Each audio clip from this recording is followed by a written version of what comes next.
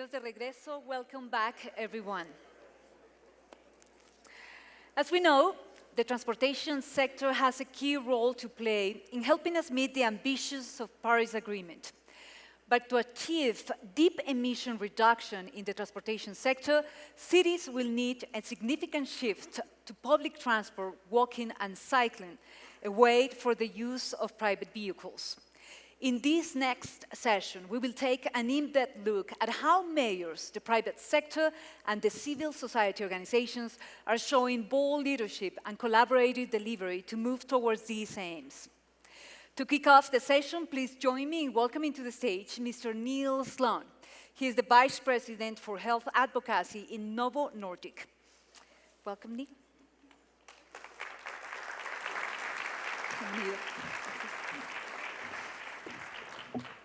Thank you. When uncertainty about nation-states' commitment to tackling climate change arises, other actors must step up. That includes the private sector. Novo Nordisk is a global healthcare company headquartered in Denmark with more than 90 years of innovation and leadership in diabetes care. And then you might start thinking, why is a pharmaceutical company interested in the climate agenda? Well, we believe in the triple bottom line of aligning financial, social, and environmental factors in our decision-making, and that's been part of our bylaws for more than 20 years. We have effectively been able to decouple growth from CO2 emissions due to investments in renewable energy sources and through energy-saving advances in production technology. So if we compare to the year 2001, we have cut our CO2 emissions in half, but now we treat or provide treatment for 27 million compared to 10 million more than 15 years ago. So it is possible to decouple growth from climate change. Climate change and non-communicable diseases, including diabetes, are two of the defining challenges for the 21st century, each posing significant threats to health and sustainable development. You are, of course, well aware of the challenges related to greenhouse gas emissions, but did you know that more than 415 million people worldwide live with diabetes, and already now 2/3 of them live in cities, your cities?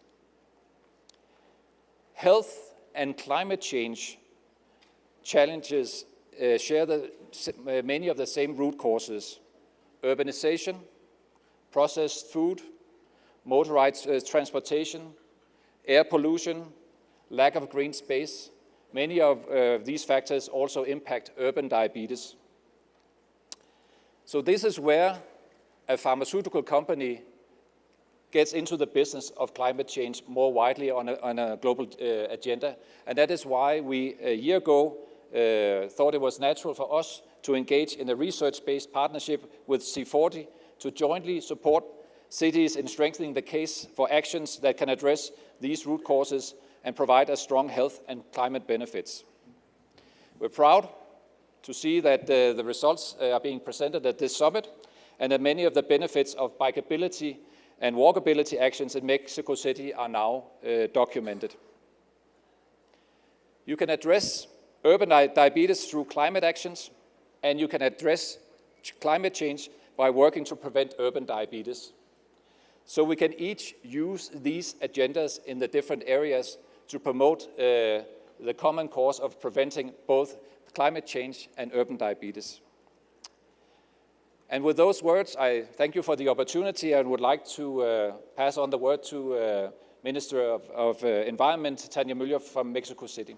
Thank you.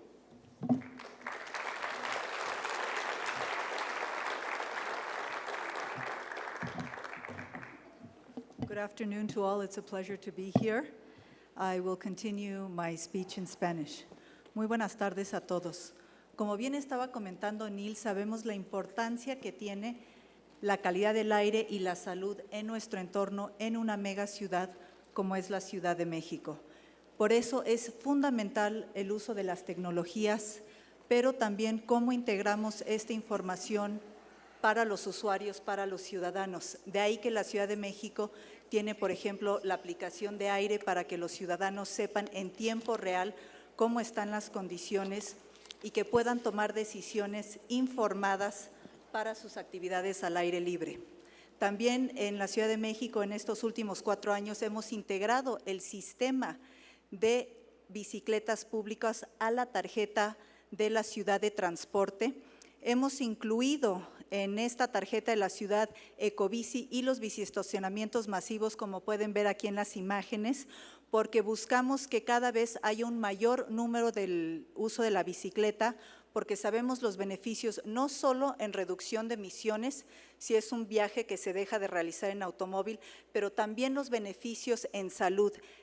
Hemos visto en las encuestas de Ecobici que el 36% de los usuarios sienten una mejora en su salud porque incrementa su actividad física y eso, por supuesto, también tiene un impacto positivo en términos como es la diabetes y justamente siendo México uno de los países con mayor índice de diabetes infantil y adulta, pues es fundamental que una mega ciudad como la nuestra considere estos aspectos, no solo en términos de movilidad, de emisiones, de cambio climático, pero también, por supuesto, en temas de salud. Entonces, estos son los primeros biciestacionamientos masivos a nivel nacional, integrados a la tarjeta de la ciudad, en donde pues es fundamental también si consideramos que el 50% de los viajes que se realizan en la Ciudad de México son menores a 8 kilómetros, y de ahí la importancia y la eficacia del uso de la bicicleta y estar preparados para el futuro.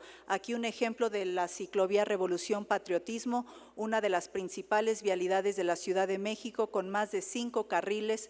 Fue muy controversial, pero al final se diseñó y se colocó una ciclovía. Se fue inaugurada en verano de este año. Llevamos más de 220,000 viajes en esta nueva ciclovía. Entonces, estamos comprometidos con seguir avanzando con una movilidad integral que permita realmente cada vez tener un mayor número de viajes en bicicleta, pero de manera segura.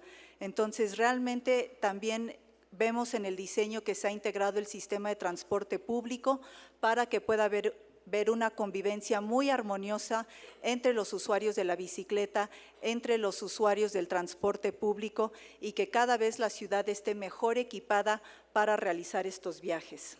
Entonces, realmente para la Ciudad de México, en términos de movilidad, ha sido fundamental también el programa Muévete en Bici, en donde hemos ido de 21 kilómetros a 55 kilómetros con un promedio de 50,000 asistentes cada domingo.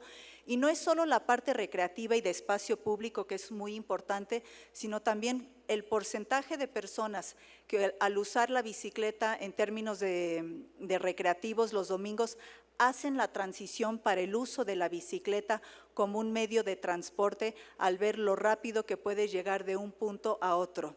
Entonces, parte de la estrategia de la Ciudad de México en términos de movilidad y de manera integral es, por supuesto, la parte cultural para el uso de la bicicleta y su promoción, y en este sentido, pues que también tengamos biciescuelas.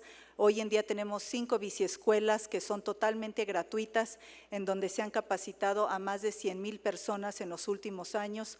El 55% son mujeres y de ahí también pues esa equidad de género. Entonces vemos realmente cómo el transporte en bicicleta y que las ciudades puedan tener esta infraestructura es un compromiso no solo con el cambio climático, pero también con los retos de salud que estamos enfrentando día a día. Muchísimas gracias.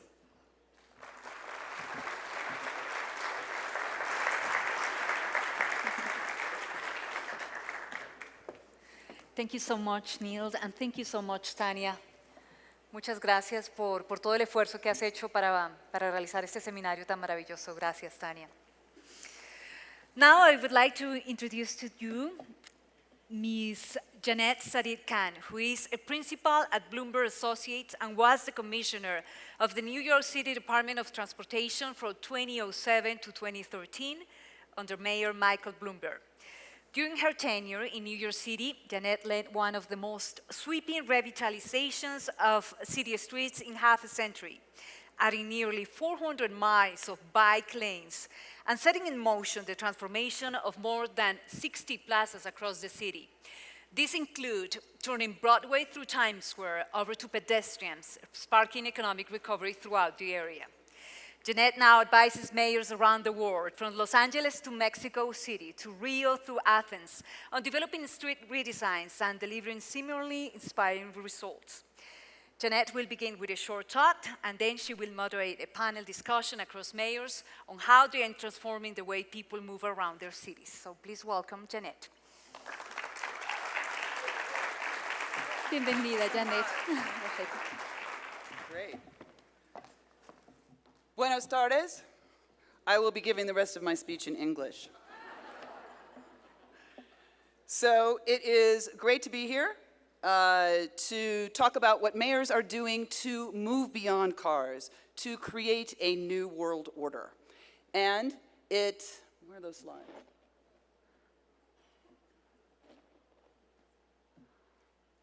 Slides? 1 minute to reboot. Just like we need to reboot our streets, because our streets have basically been frozen in time for 50 years, and it takes a while to unfreeze them, much like sometimes it takes a lot of time for technology to unfreeze. And you find yourself, in many instances, kind of tap dancing at the podium. And it's kind of a skill set that we have developed, and there are actually training programs on it. And so if you're interested, you can contact me after the talk, and we can work on all sorts of different kind of what we call filler presentations to avoid the embarrassment of standing up on stage without actually having anything behind you.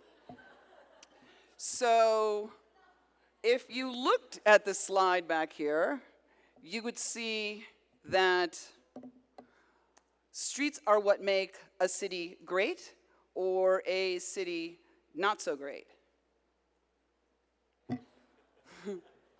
Not so great, apparently, is the conclusion. So before we get started, I want to get a sense of the room. How many of you have been to New York City? Wow. And how many of you have been to New York City in the last 5 years? Jeez. Last 3 years? Last year? It looks like George Fertitta's marketing and tourism programs are working. So it's fantastic to see. And so many of you who've been to New York City have seen the kind of dramatic changes that we've made on the streets. How many of you have been through Times Square? Right? And how many of you have been to Broadway shows at Times Square? And you can see the energy on the street that is there now, that used to be filled with just a sea of traffic. And I will never forget when I talked to Mike Bloomberg the first time I was pitching him on closing Times Square to cars. And you know, if you've been to City Hall, it's always these majestic places, like the City Hall in Mexico City is extraordinary. The City Hall in Bogotá is amazing. The City Hall in Oslo, the same. Beautiful city halls, worthy of these cities. Anyway, so you go to City Hall in New York City, and there's a huge round table upstairs, a Knights of the Round Table. And all of the mayors, deputy mayors, were gathered around the table to part of the decision making to see whether we would or not close Times Square to cars. And so the mayor went around the table and he asked everybody there what they thought. Was this a good idea to close Times Square to cars? And I forgot to mention, this was in the middle of an election year. So think about closing Times Square to cars, the center of Midtown Manhattan, in the middle of an election year. So everybody went around the table. The mayor solicited all of their opinions. And let's just say not everybody thought this was such a great idea at the time. But the mayor turned to me after the presentation and he said, I don't ask my commissioners to do the right thing according to the political calendar. I ask my commissioners to do the right thing, period. And he shook my hand and he said, let's do it. And it was an amazing time. It still gives me goosebumps to think about the kind of vision and leadership that that involved. And that's what's so exciting about the C40 network of cities, because these are mayors that are making on-the-ground changes that have profound implications, not only for the people that live in our cities, but for the planet. Because cities are where, C40 cities are where 75% of our transportation emissions are generated. And we can do so much to reduce those emissions with just a few simple changes, which I would love to be able to talk to you about this afternoon. Less than 1 minute to go. So, how many of you are cyclists in this room? Fantastic. And how many of you ride the bus on a daily basis? Oh, wow. And how many of you would take the bus if it was a fast bus? Okay, so lots of room for improvement here.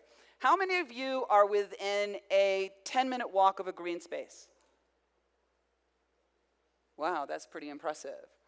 Okay, so we have some basic building blocks. We have opportunities. People are excited about cycling. People are excited about taking the bus if it works better. People actually are using and looking forward to more green spaces. And how many of you drive to work every day? Come on, you can admit it. I know there are more people here, right? Well, so much of our work together going forward is to convince people to get out of their cars and onto a bike and onto transit. But the dirty little secret is we're not going to be able to wish people onto a bike and onto a bus. We actually have to create high quality and attractive options for them to use, some of which I will show you shortly. So I think the thing that's also interesting is how much of a highway myopia we have actually had in our countries for so long. You know, you think about the fact that our streets are still the same. And if you were in business and you didn't change your major capital asset for 50 years, do you think you'd still be in business? And yet, this is where we find ourselves today, still working with streets that are not able to meet the challenges of the 21st century, let alone the challenges that are going to be associated with autonomous vehicles. And a big challenge in front of us today is ensuring that we don't make the same mistakes that we made over the past 50 years and prioritize our cities just for cars. We need to make sure that this technology works for us and the people in cities and not the other way around. But it's a very exciting time. And we've got this once-in-a-lifetime opportunity to reboot our streets and look at ways. I know, I'm trying.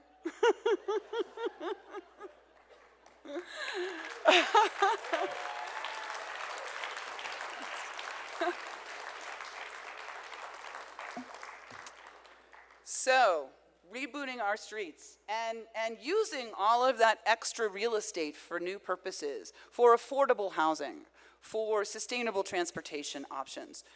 And the genie is not going to go back in the bottle. And so we can't have like an Amish view of our streets. We need to update them, but we need to be smart about the way that we do that. And now we can talk about what some of those blueprints look like for a new road order. Okay. So, oh no. Oh, there we go. So, it all starts with a street. And streets are what make our cities great, and in some instances, not so great. And in too many places, they have become corridors of congestion. And it's the previous presentation. Excellent. Dividing cities instead of connecting them. And for years, our leaders have looked at streets like this and said, yep, everything is working just fine. Yep, just fine. Well, you know, this is LA, but this could be almost anywhere. Because, you know, when you get behind the windshield, it's hard to tell what city you're even in. And we've seen the horrible consequences of this highway-focused design.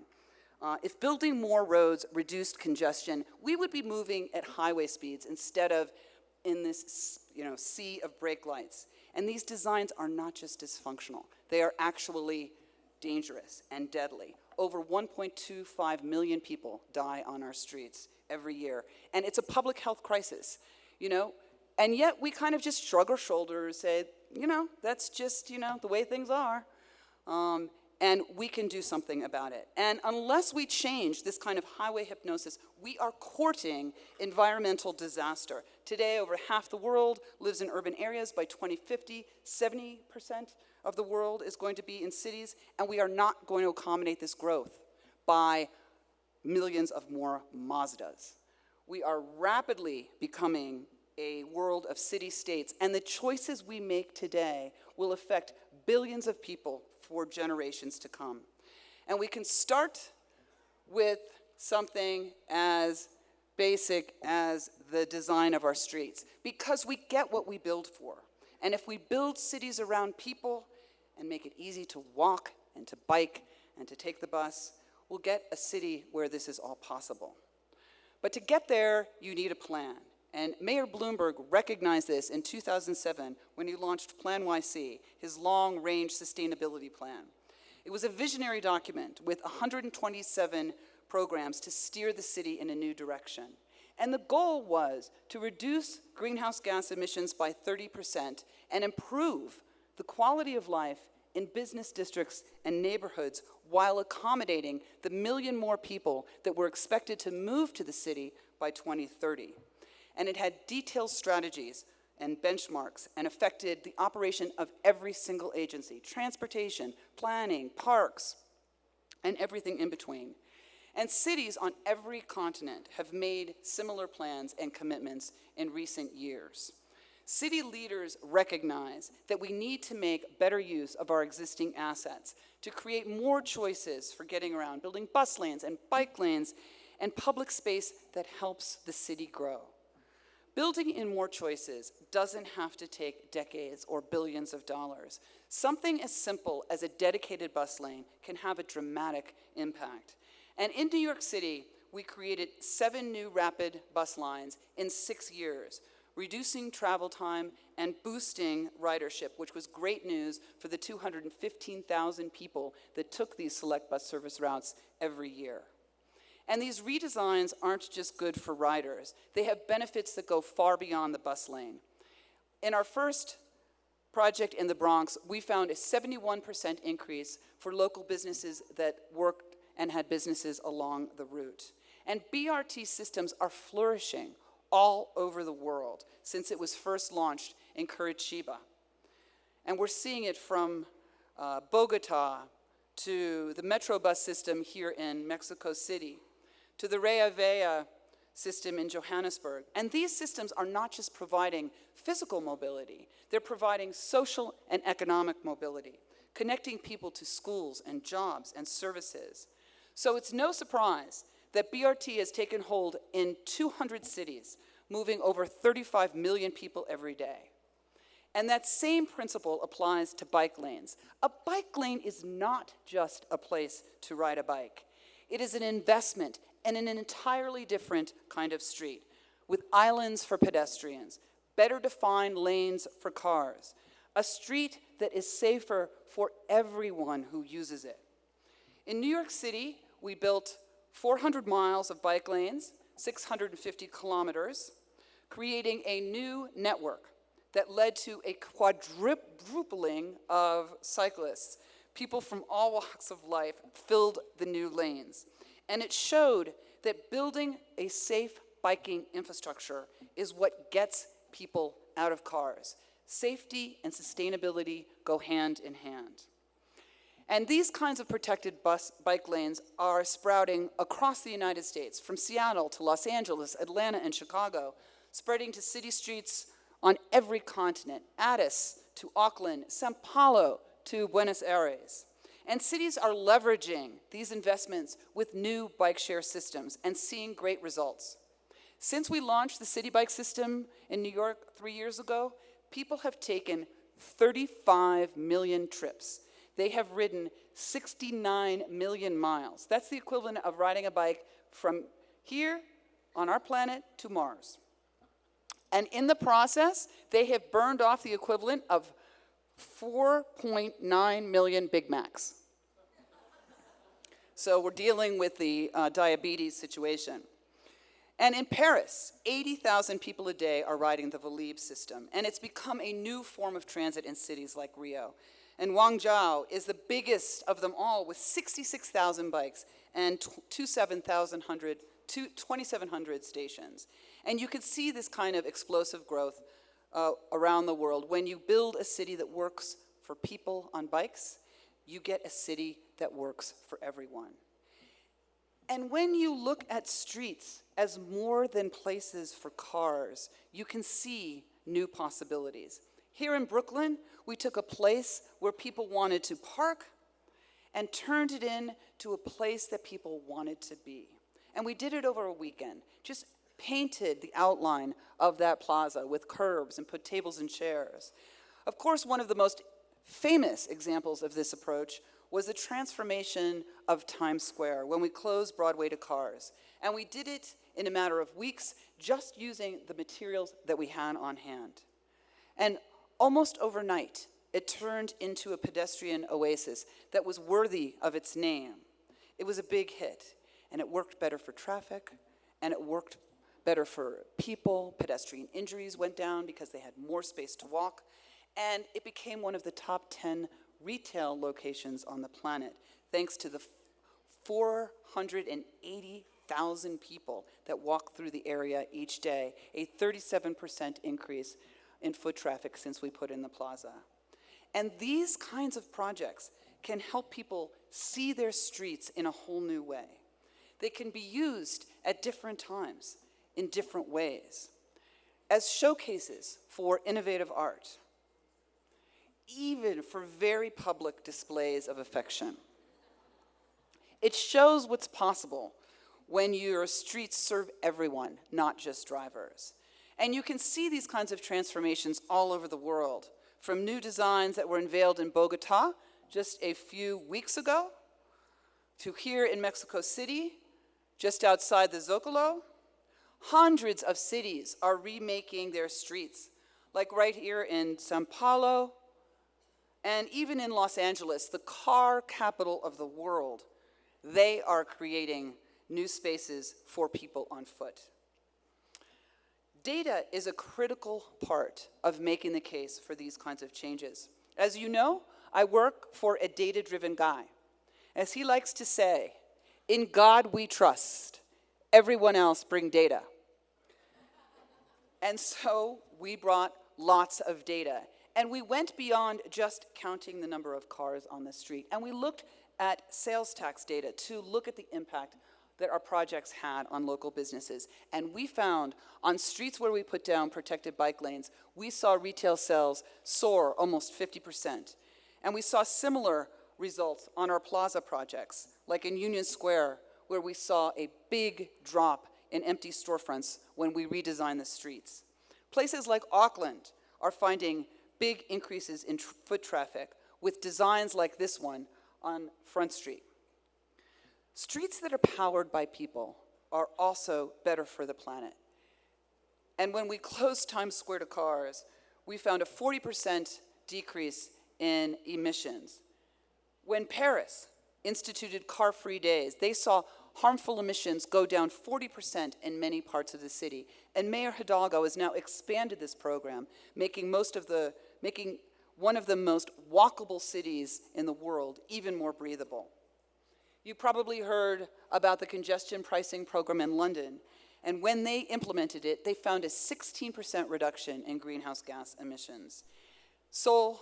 Similar results came from Barcelona when they instituted the Superblock program.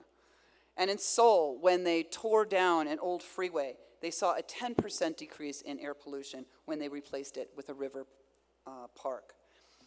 Buenos Aires has had eye-popping reductions in emissions. This is not a typo.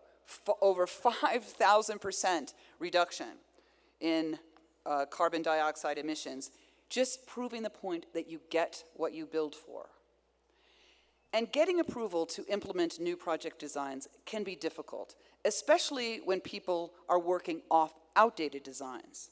And to ensure that cities have access to the latest, most innovative designs, Bloomberg Philanthropies funded the new Global Street Design Guide. And it's based on the work and input of people from 70 countries, 70 cities, and 40 countries, with designs that work for cities of all sizes. And its basic premise flips the hierarchy that has governed our streets for so long, from one that prioritized cars to one that prioritizes people on foot and provides more choices for getting around. And it features hundreds and hundreds of potential street transformation using real-world examples, creating a shared street like this one in Oslo, and translating them into blueprints for a new street, showing the power of the possible and the designs and operating plans for how to get there. Taking an example like this in Bogotá, which once divided neighborhoods, and redesigning them to serve many more people. Cities like Addis are taking old streets and experimenting with new designs, innovating with chalk, changes that were inspired by this new design guide.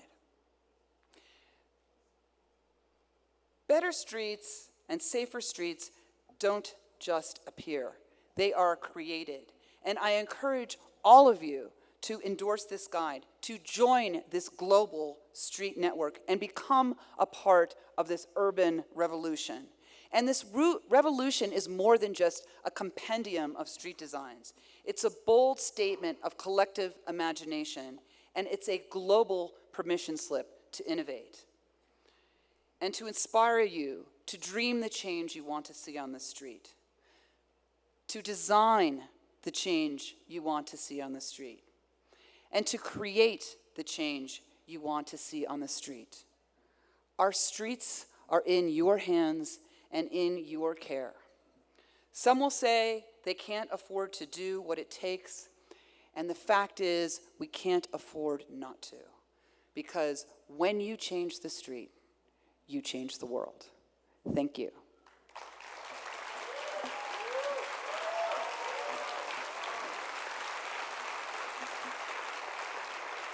Thank you. Thank you. Wow, all the slides. And now we are going to hear from two city leaders who are on the forefront of change, and they are creating a lot of buzz in transportation and urban planning circles. Governing Mayor Raymond Johansen. I love this governing mayor stuff. I thought all mayors governed, right? Is that a new thing? You gotta put it up there in the title. And Mayor Enrique Peñalosa, who is really the sultan of sustainable streets. And I'd like them to join me on the stage right now for a conversation about sustainable streets and how to make them happen and what some of the challenges are to moving away from cars and into a new world of transit, biking, and walking. Gentlemen.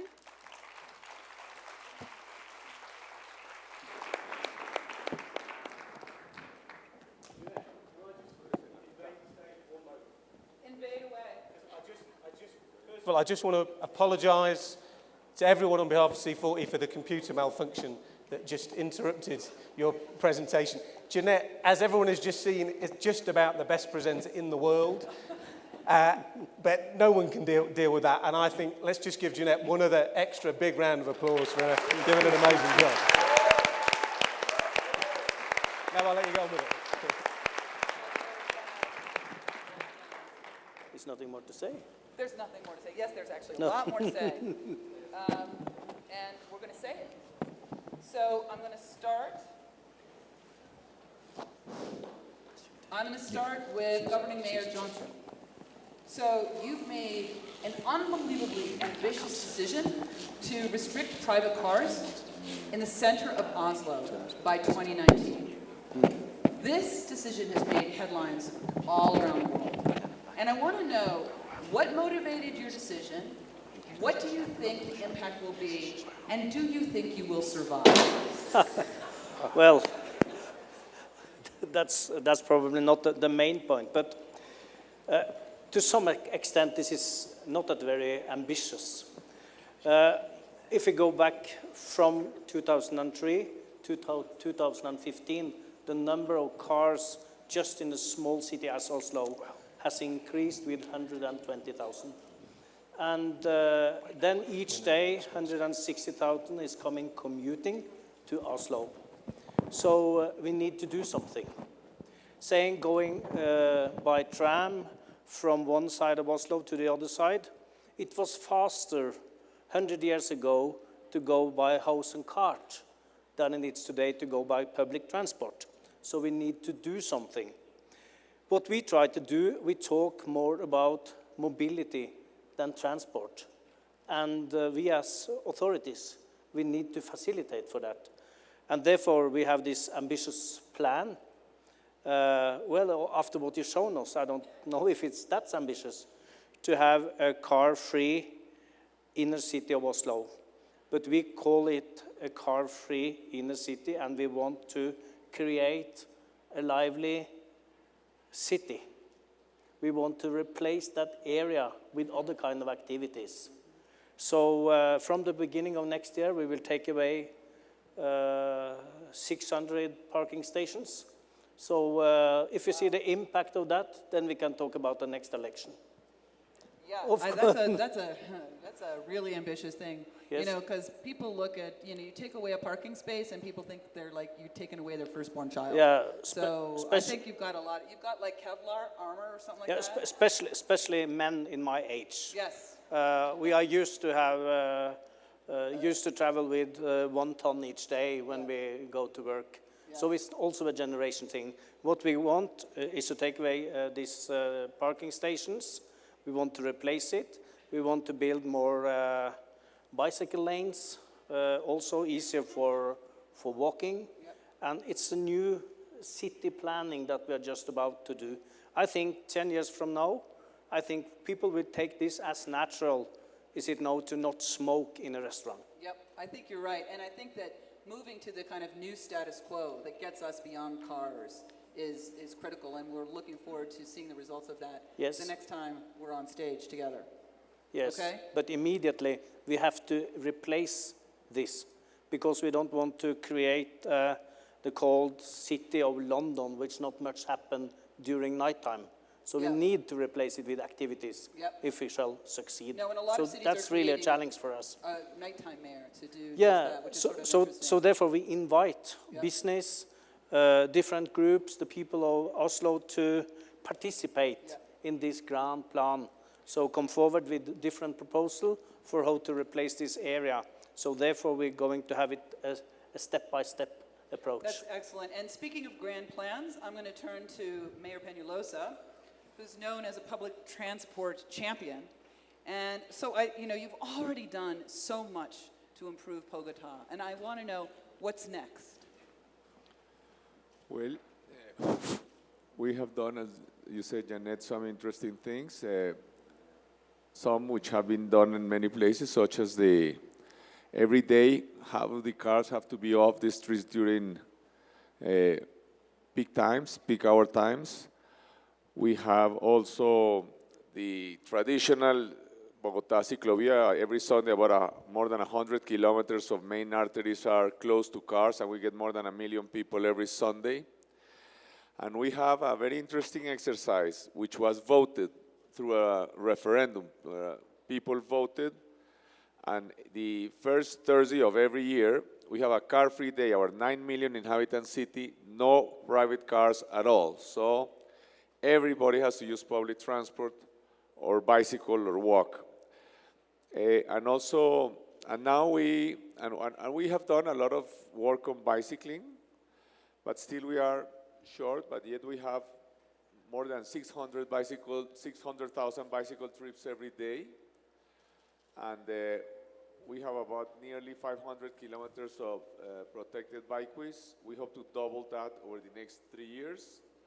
And we hope that by the year, in 5 years, we should have more than 85% of homes within less than 1 kilometer of a main bikeway, protected bikeway.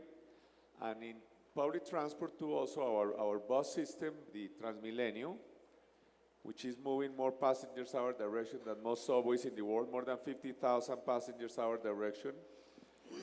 It has only about 111 kilometers network, yet it's moving it's about 2.5 million people per day. And we hope to go more than treble it in 5 years, to go up to 340 kilometers. So we will have, and we also doing a subway line. So in 5 years, we should have also in transit 85% of all homes in the city, 85% of all homes will be within less than 1 kilometer of a mass transit line. Some of the things that are interesting is, of course, all of these things sounds very technical and the issue is political. The whole issue, I think, the main issue in our time, as you were saying in all your presentation, is how to distribute that most valuable asset we have in terms of physical assets, of course, in our cities, which is road space. How to distribute road space between pedestrians, bicyclists, public transport, and cars.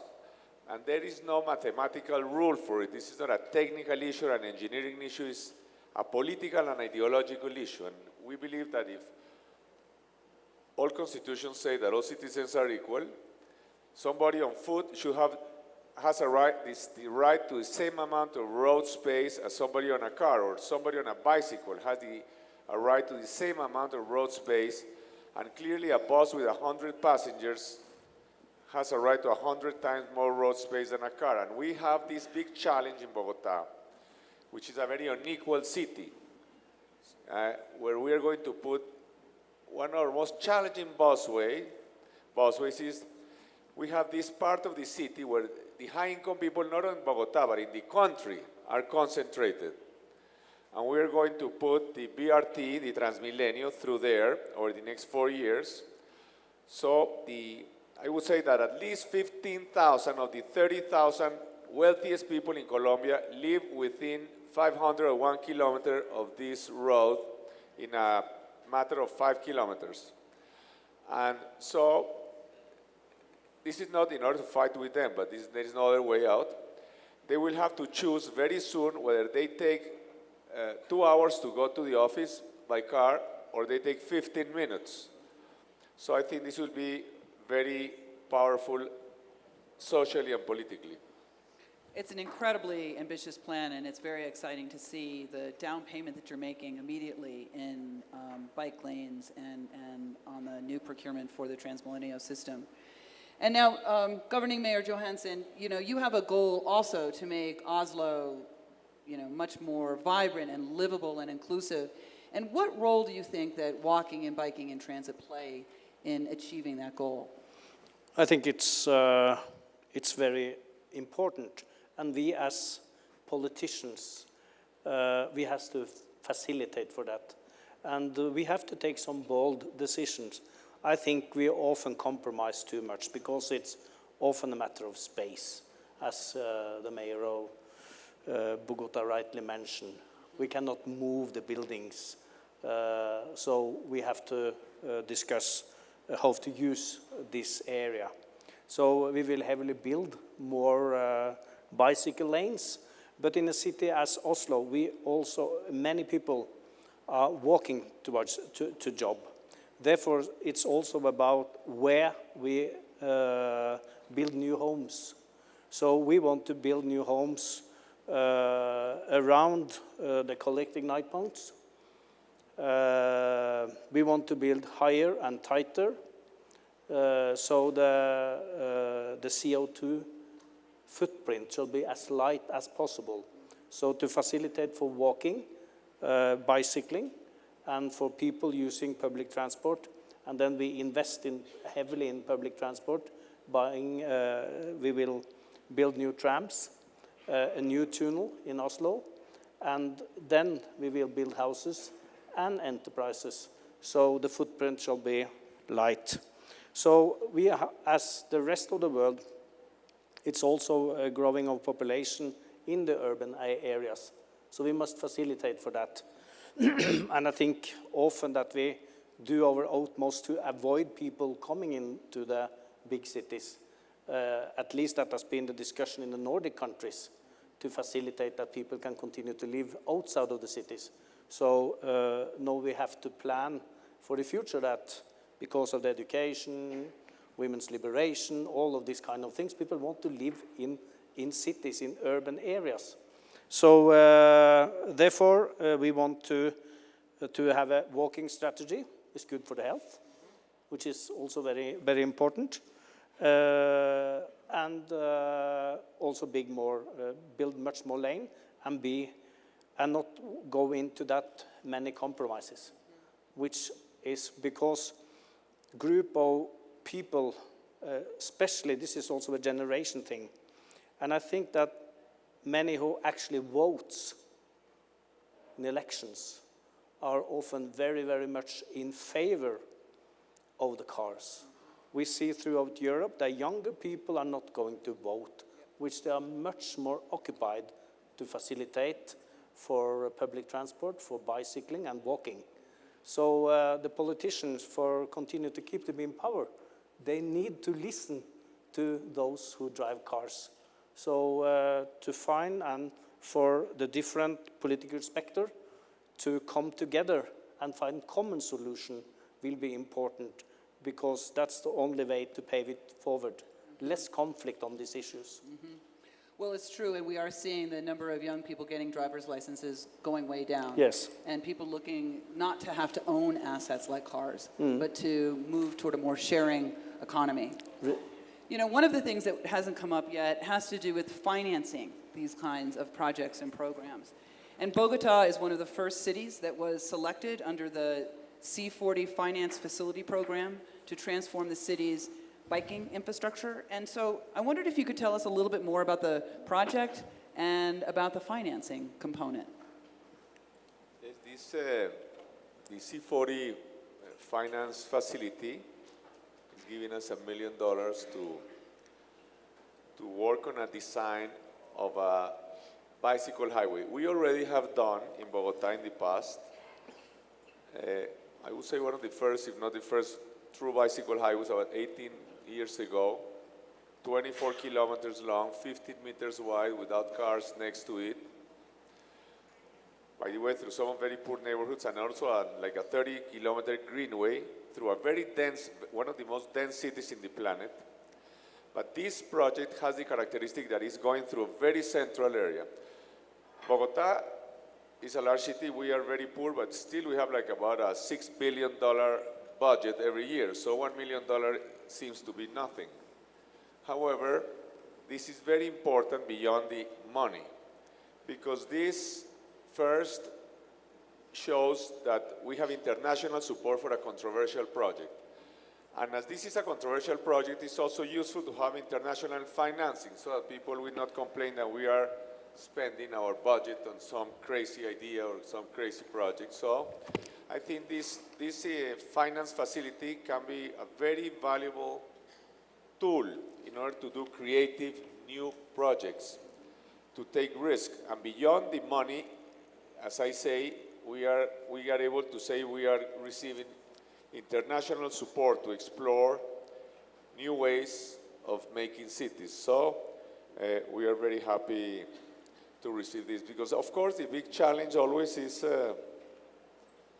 to do things that are different. I just like to comment on something Mayor Johansen was saying. One other big challenge that we have, because the whole issue about sustainable mobility, much more important than to decide whether it's buses or trams or electric buses or whatever, is that the city grows in the right place. Our city, we have 2.6 million homes now, and we need to build 2.7 million more homes over the next 40 years.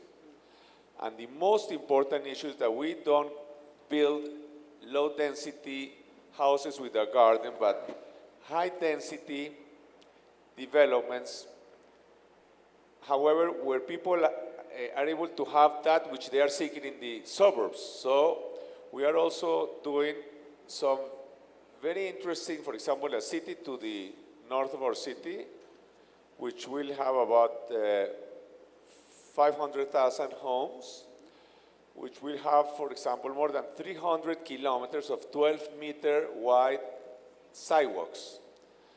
And also in the regulations, in the new regulations that we are doing the regulation for city plan has to be done every 16 years. We have the law that we have to do it. We are in all the main roads, where in every big road we will have BRT, and we are having some regulations that say that if you leave a 12-meter wide sidewalk, we allow you to do high rises.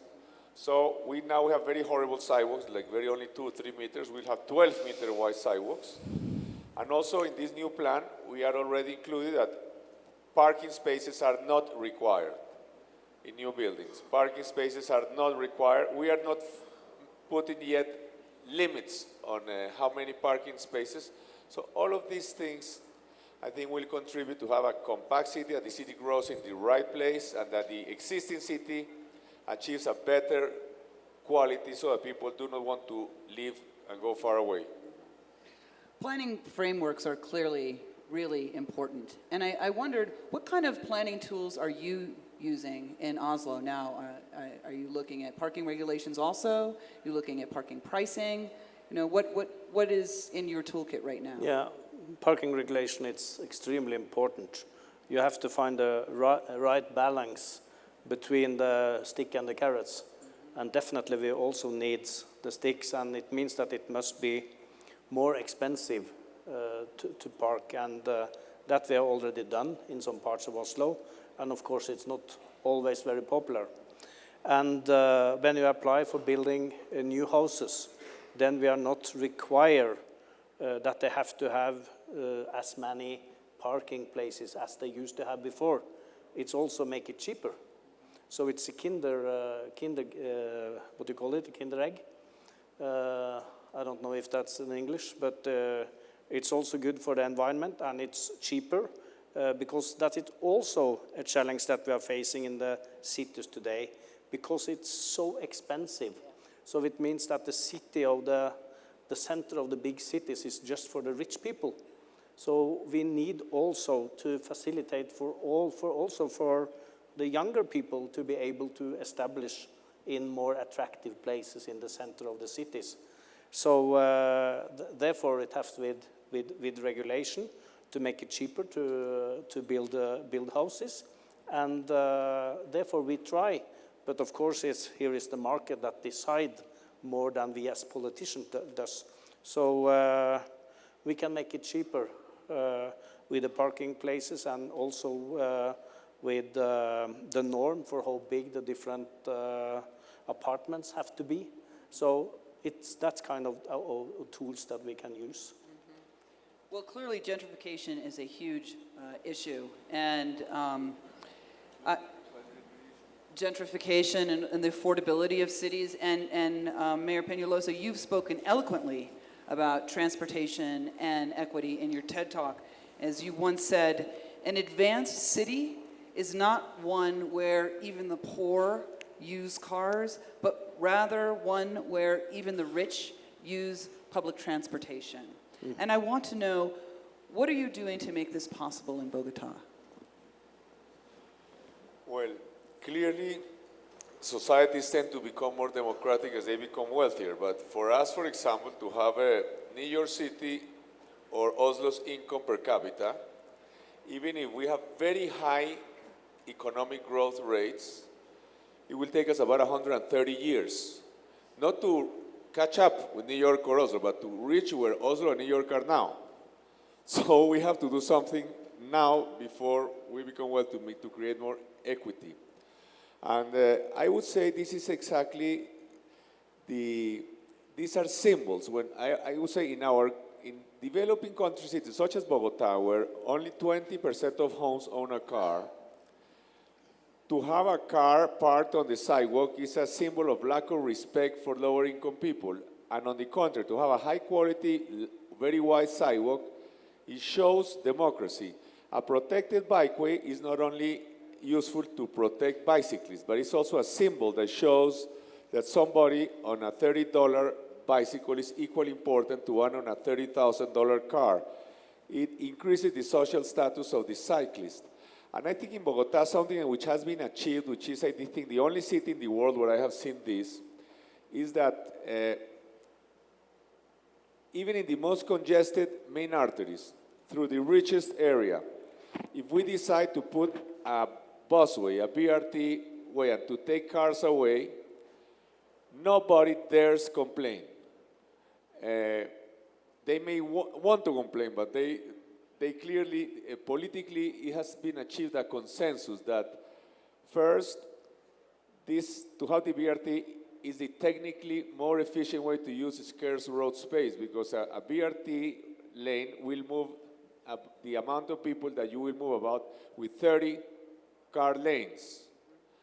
And also because, as I mentioned before, because clearly if all citizens are equal, a bus with 100 or 150 passengers has a right to 150 times more road space than a car with one. And what are we doing? We're doing more BRT, more bike lanes, more wider sidewalks. And again, as I mentioned, maybe the most revolutionary thing that we are going to do is that we're going through some of the wealthiest areas of Bogotá with an extremely high quality BRT, but in a most important main artery of the whole city. And this will clearly force the highest income people to use BRT. And this will be a revolution, because I think maybe it will be the first city in the developing world where truly high income people will use public transport. And this is also good for public transport, because if high income people use public transport, they have the political capacity to pressure government, not now, but for many years toward the future, to keep a high quality for BRT, to keep BRT crime-free, to keep it clean, to keep it efficient. So I think this is the most important battle. Exactly the same thing that you mentioned in your presentation, Janette. This is the big battle of our time: how to distribute road space. And transport is a very peculiar issue, because different from health or education, and most other problems we have, which tend to be solved as societies get richer, transport can get worse. As society gets richer with more cars, it can get worse. And it's not solved with money or technology. It's rather a matter of equity more than engineering. It's a matter of political decisions. It's a matter of changing behavior. And nothing is more difficult than to change behavior. And that's what I think you always, at all education processes, I think you need a little bit of a carrot and a little bit of a stick. And of course, as a mayor, I hope I can finish my term without being impeached before, while doing this at the same time. I think all of us feel that way, and so I think you can see the incredible innovation and why there's such a buzz in Bogotá and why there's such a buzz about what's going on in Oslo, and it's thanks to the vision and the leadership of these two mayors. And so please join me in thanking them for this great conversation and for their great work. Thank you.